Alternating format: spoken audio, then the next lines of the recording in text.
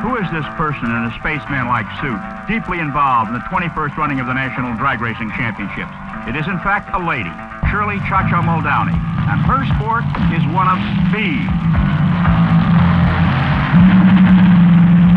That sometimes turns violent.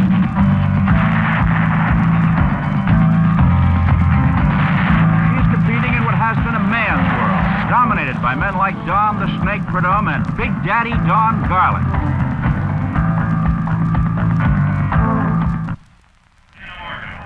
And for the drag racing fan, this is where it is. Indianapolis Raceway Park, 5 miles west of the Indianapolis Motor Speedway. A perfect drag racing day weather-wise, and a purse of over $300,000 has drawn the sport's best. Men like Big Daddy Don Garlits, Don the Snake Prudhomme, world champion Gary Beck, and a lady, Shirley Cha-Cha Muldowney.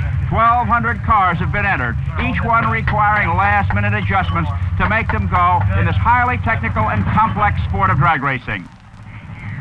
Hello, everyone. I'm Chris Economaki, and today we want to bring the sport of drag racing back to its basics. So remember that the elapsed time and top speed that you'll be hearing throughout our show are important, but always keep in mind that it's man and machine versus man and machine. And the man who gets to the other end first, regardless of time and regardless of speed, is the winner. Now, the cars roll up to the starting line side by side here and wait for starter Buster Couch to activate the lights on the Christmas tree. When the light turns green, away they go, 1/4 mile to the finish. Getting off the line is all important, for each lane has its own timing device. Elapsed time, ET in drag racing parlance, is the clocking of the car from the start to the finish line. Top speed is recorded at the end of the run through a 1/40th of a mile trap, which begins 66 feet before the finish line and ends 66 feet after the finish line. This is a top fuel dragster, the fastest and most highly sophisticated machine the sport has to offer. It often does the 1/4 mile from a standing start in less than 6 seconds. Now, let's take one of these 6-second rides in a top fueler, the first category we're concerned with today. Starter Buster Couch calls the driver to the line, and then the wait for the light begins. It's green, and down the chute he goes. Less than 6 seconds, engine putting out over 1,000 horsepower. At the finish, the chute is popped, and the run is over. A turn into the runoff lane, and preparations for the next run begin. Of course, if a driver leaves early, he red lights for an automatic disqualification. Matchups in the top fuel quarterfinals, Garlits against Myers, gets the winner of the Wolf Johnson run. Our lady friend Cha-Cha has top qualifier Gary Beck, the victor to go against the survivor of the Cap Richards Gulf. Don Garlits comes to the line, the Babe Ruth of the sport. He was winning races when A.J. Foyt was driving midget cars and Richard Petty was a kid in the pits. But the one thing he has never done is win the NHRA World Championship, a season-long point battle of 8 major races and 5 lesser competitions, which may be his for the first time this year.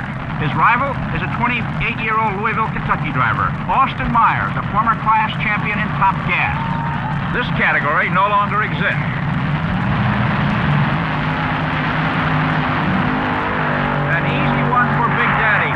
Trouble! The engine blows! Look at the parts fly! So Big Daddy has trouble with the engine in his fuel dragster. This could mean serious trouble in his quest for top honors in the Nationals today. Let's have another look at Garlits having trouble. Just past the finish line, something exploded on the engine. He kept it under control, and now we find that the supercharger has exploded and there are holes in the engine and oil is dripping out. The question now is, will he have time before the next round to make repairs?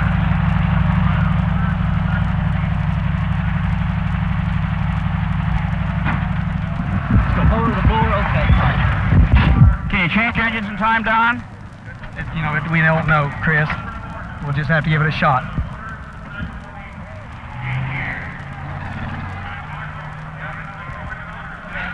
And so, a dramatic development here at Indianapolis with the explosion of a supercharger and the blowing of Don Garlits' engine. And on the track, oil from the hole in Don Garlits' engine. On the strip, a Utah Railroad engineer, Dan Richards, one of only 17 men who have cracked 5 seconds in this fast sport of drag racing, going against a 30-year-old Canadian from Edmonton, Alberta, Terry Kapp. $309,000 in prize monies at stake here at the Nationals, with the big prize going to the man that wins in top fuel.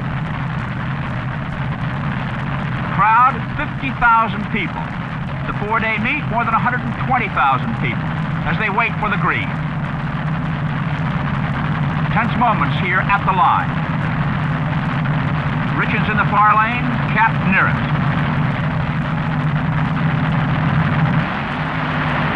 And Richards is off to a bad start. He smoked his tires, allowing Cap to sweep down for the victory. Cap will meet the winner of the next round, an interesting pairing between a man and a woman. Cha-Cha Muldowney against world champion Gary Beck.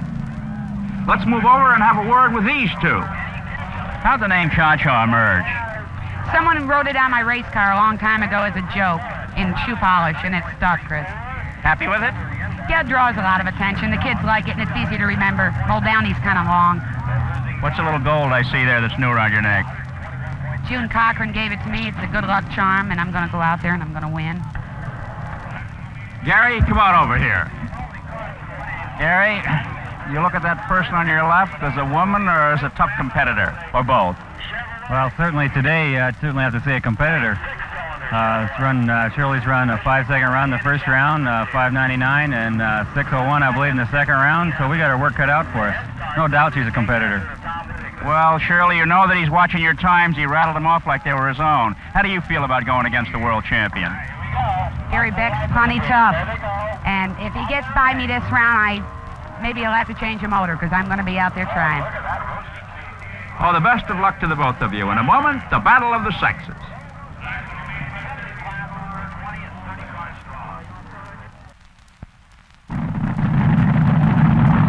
So our lady friend, Shirley Cha-Cha Muldowney, comes to the line. A big moment for this woman, 35 years old, who started a racing career back in Schenectady, New York in stock cars. Her father worked on her first cars. He liked to see his daughter race. Her mother couldn't stand to watch. When she was burned in a funny car, her mother stopped coming to the races. Her opponent, world champion Gary Beck, and fastest qualifier, is a difficult rival. Because Shirley's time in her last round was fastest, she has lane choice, and she has picked what she hopes will be the fastest lane in this matchup.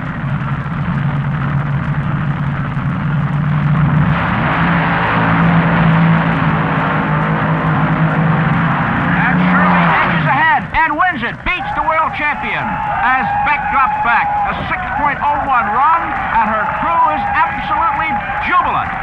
Shirley makes it, beats Beck, and goes on in the round.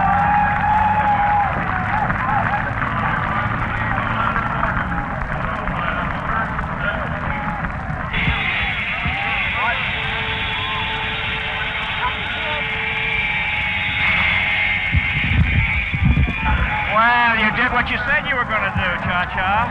Maybe I broke the motor. I don't know. Uh-oh. No, there's no holes in her. I might have burned a couple pistons, but I got the crew to take care of it. Okay, you got time? You happy about making it? I think they'll give me time, Chris. Okay, so Cha-Cha is on her way here at Indianapolis. Each round she has won, getting closer and closer to the top title. The next run, last of the quarterfinals, pits Hank Johnson from the Pacific Northwest. He's a 33-year-old Maryville, Washington driver who won the 1971 Top Fuel Super Nationals. His rival, a 32-year-old Pittsburgh bachelor, Ted Wolf. And the winner gets Don Garlitz. Providing Don's car is ready, Garlitz is back in the pits working frantically to get his machine ready. And if Garlitz's car should not be ready, the winner of this run could ascend to the final. So it is very important for both of these men.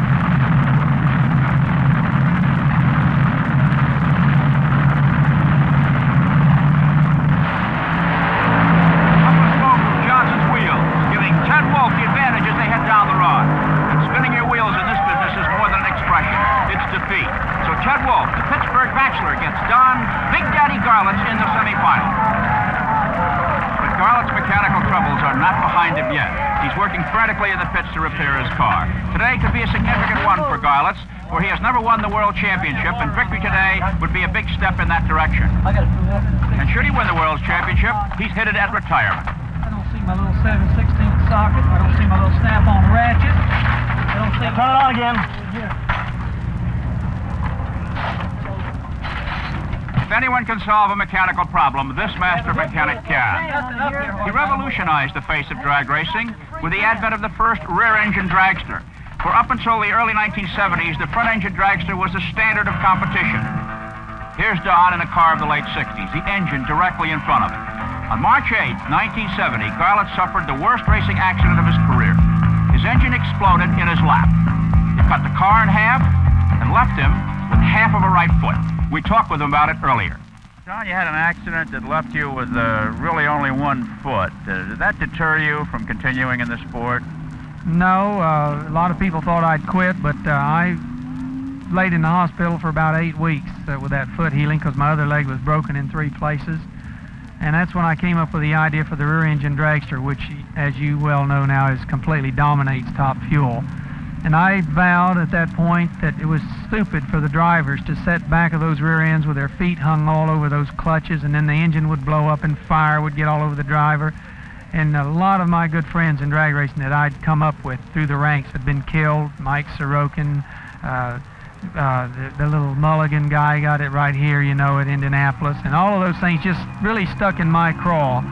And so that's why I came up with a rear engine car. And I never once figured that I'd quit. I was mad about that because it was stupid.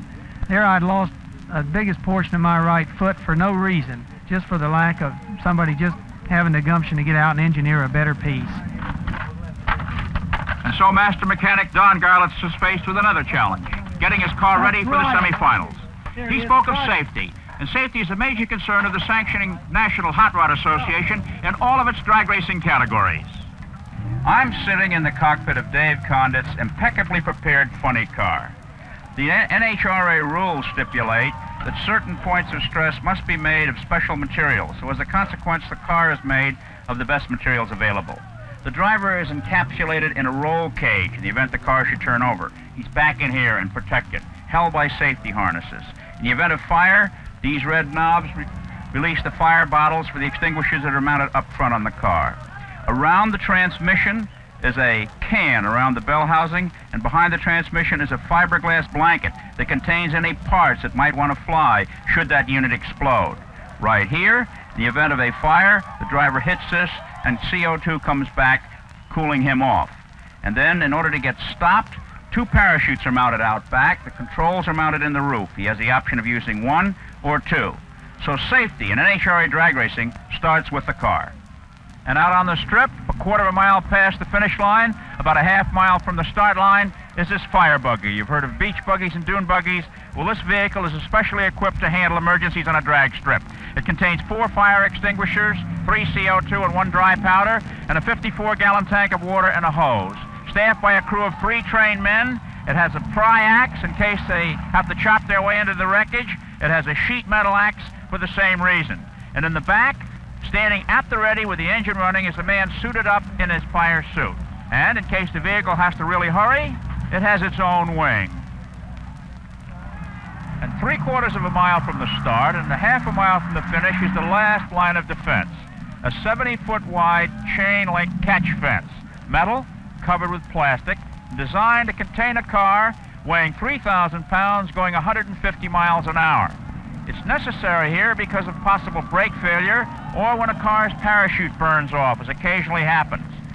And one thing a driver should not do is attempt to miss the fence and go for the hay bales. The reason a hay bale is a bad choice for a car without brakes is for behind the last one, the friction reel is mounted on an iron pole embedded in cement, devastating to the underpinning of a car that might hit it. So, in National Hot Rod Association drag racing, safety at the starting line, at the finish line, and in the runoff area of prime consideration. And now to another category, the exotic funny cars. The semifinals matching Ray Beadle of Texas against John Lombardo of California. The winner to go against the top man of the Don Perdum Bob Pickett match. Ray Beadle of Texas comes to Indianapolis with high hopes of winning. He is the top qualifier. We've been following a lady in the top fuel category, Shirley Muldowney, the woman behind the wheel. Now, let's have a word with Mrs. Holly Beadle, the woman behind the man. When your husband's car goes to the line, where do you station yourself? What do you do, and what goes through your mind? When Raymond goes to the line, I'm in the truck. We have a tow truck that pulls the car to the line. I usually wait in the car. I just watch the car. I pray for him. And I worry